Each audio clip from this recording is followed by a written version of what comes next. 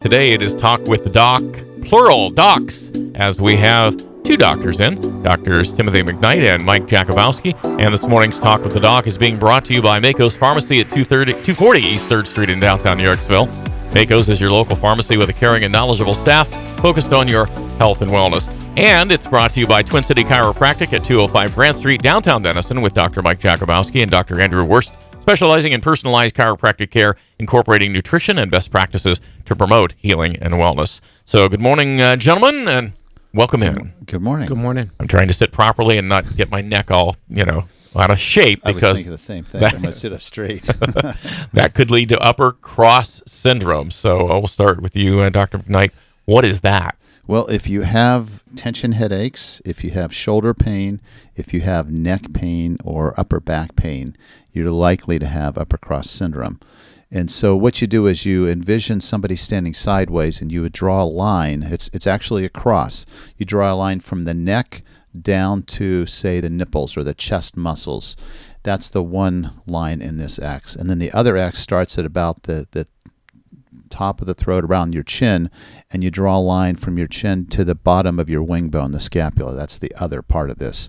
So what you have are two sets of muscles that are tight and sets of muscles that are weak as you do this cross.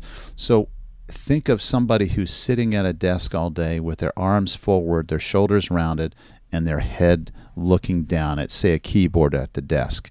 That posture, that position over time can cause this problem, which is weak muscles in the neck muscles in the back, tight muscles in the upper neck muscles, and then tight chest muscles. And then you have weak muscles in the front of the neck and in the lower back.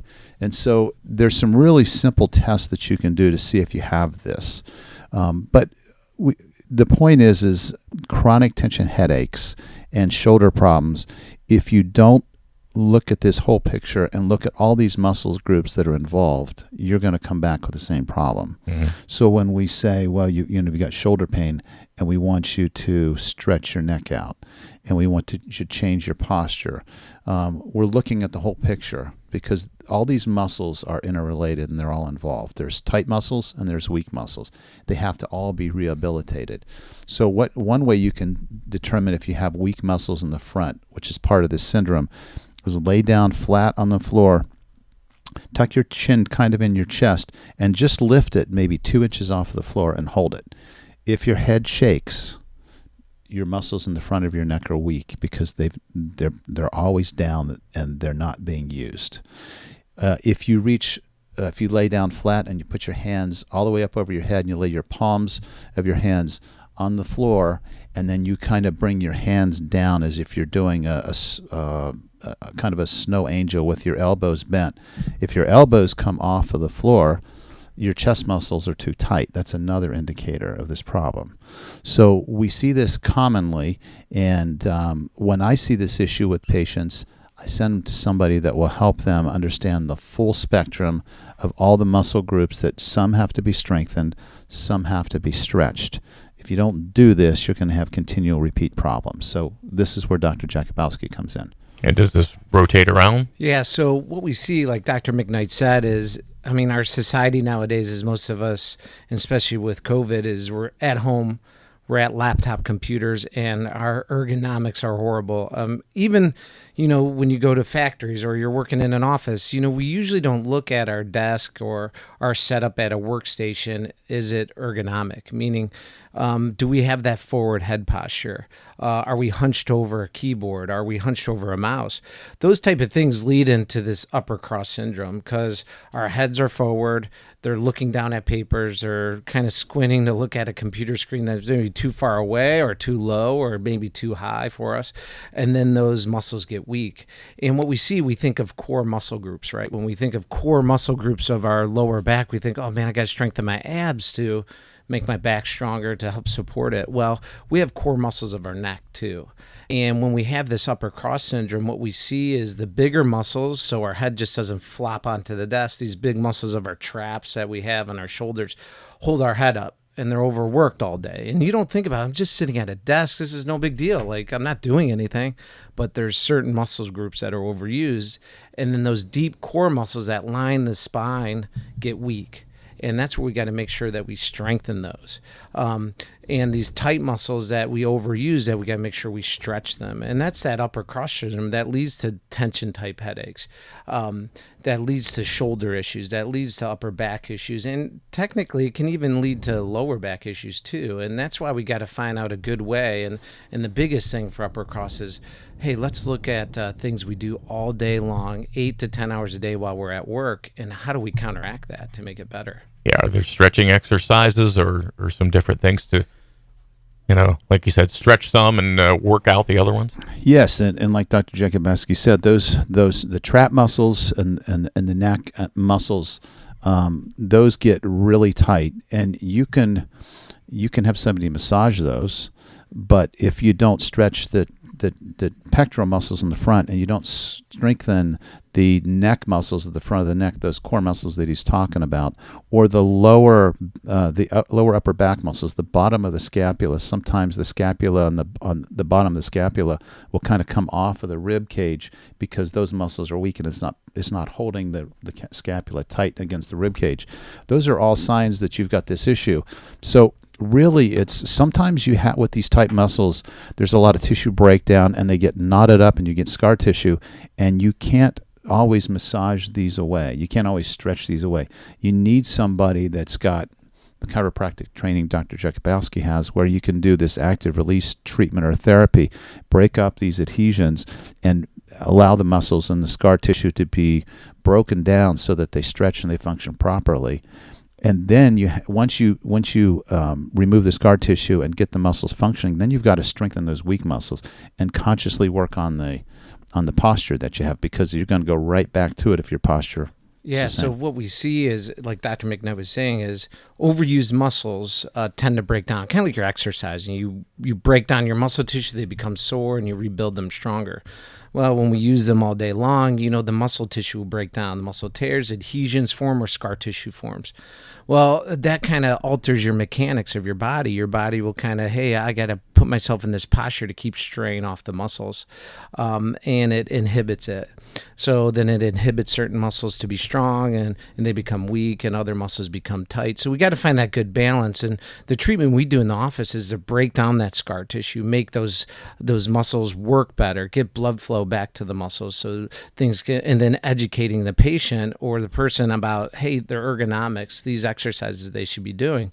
Because what we find is long-term posture or ergonomics that's bad for the person will lead to this upper cross syndrome. And then through time, as we get older, what we see is this hyperkyphotic posture. We might see older people where they're just hunched over and they have that big hump on their back. Well, what we know through research, and we give this in the Fit for Life classes, people with that type of posture where they're kind of just rolled forward and their heads forward, their mortality rate's higher even. Because they can't get that deep breath in. They can't get all the oxygen they need. And that just leads to more issues. So now's the time, if you are working at a desk, is to take care of these things. So there is a point where it could be too late to fully recover, I guess. Yeah, well, yeah, we do see that because your bones, arthritis forms, and then it's like what we talked about here in the past is your body needs motion. Your muscles need motion to survive. Your joints feed off of motion. That's how it gets nutrients in there, how it keeps things moving. And that's why we see when people say, boy, I had no health issues, but once I retired and I sat around, now I got all these health problems. And it's because you're not moving as much. And that comes into upper cross, lower cross, which we'll probably talk about at a later date, but movement is huge, exercise all our muscles. And yeah, I sit at a desk, but we got to look at everything we're doing every day to make sure as we get older, that doesn't lead to more health issues. The other thing you see sometimes is you see this in the gym. You see people who lift weights in the gym. They predispose themselves to this because a lot of weightlifters are doing bench presses and they want to see those big pectoral muscles and they want to see that cleavage, that my pecs are massive. And the way they do that is they roll their shoulders forward because those pectoral muscles are tightened. When those shoulders roll forward and you get that big cleavage, you're probably dropping your head down a little bit and you're right back into this problem. So most people, because of the way we sit, we're already too tight in our chest muscles. We really need to be doing things to strengthen our back, like rowing exercises. When you're in your car, try to sit up straight and put your head back on the headrest and get your head used to that position. Another thing you can do just to check yourself is stand up against the wall, put your heels, your buttocks, your shoulders up against the wall, and or just stand there against the wall and see how far your head falls away from the wall. Yeah. It should be 2 or 3 inches away. If you're 4 or 5 inches away, your head's down, your shoulders are rounded forward, and you're setting yourself up for this position. And you don't want to wait until you're 60, 70, and you've got your bones starting to freeze in that head forward position, because it's really tough to change that at that point. Dr. McKnight makes a really good point too. It's like in the gym, they call it these beach muscles that we want to build. And, I'm like shrugs where we kind of build the upper trap muscle. I mean, people use their upper trap muscle all day in the things they just do. So to go into the gym and grab these dumbbells and do shrugs just so you have these big traps also, or your chest, we see people lead to neck issues with these type of exercises in the gym because they're the muscles that you can see the most and people think they look good on the beach. But definitely bench press too. Too much bench press. We see people come in and go, man, my shoulder hurts every time I do bench. I can't really do bench anymore. And it's these overused muscles again that just you use them all day at work. They're short muscles anyway, and then you're exercising the same muscles. So we're not getting a good balance. Get a better plan for the weight room. Seriously. All over plan. Oh, absolutely. Yeah. But most people don't understand the mechanics of that. And like we're trying to make the point that it's the everyday body posture that we find ourselves in, and most of us do have that head down. Even people that work outside, if you're working on the street, you got your head down looking at what you're focused on. So most of us spend too much time with that head down. And again, those muscles in the front of the neck, they get really weak. If you do that simple exercise, you lay flat, tuck your chin into your chest, and then lift the back of your head 2 or 3 inches up off the floor, you'll probably find that your head starts to shake really bad, like you got Parkinson's or something. That's a sign that those neck muscles have not been used correctly, and they're weak, and they're struggling to hold that up. Those are the core muscles in the neck. So just some of the simple core exercises we talked about in the past, sitting on one of those big Swiss balls and forcing your spine to really have to hold your body in proper alignment and position.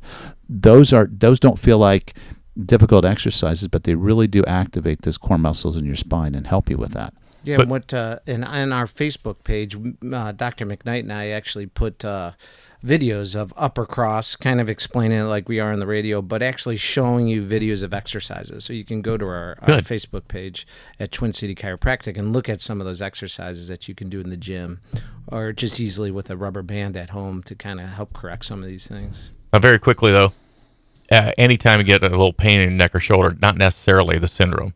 It could just be a one-time overuse thing. Sure. Oh, yeah. Okay. Yeah. Little things can do it. But you always want to get to the root cause and make sure you understand what caused it. And if you don't address the root cause, it's going to come back.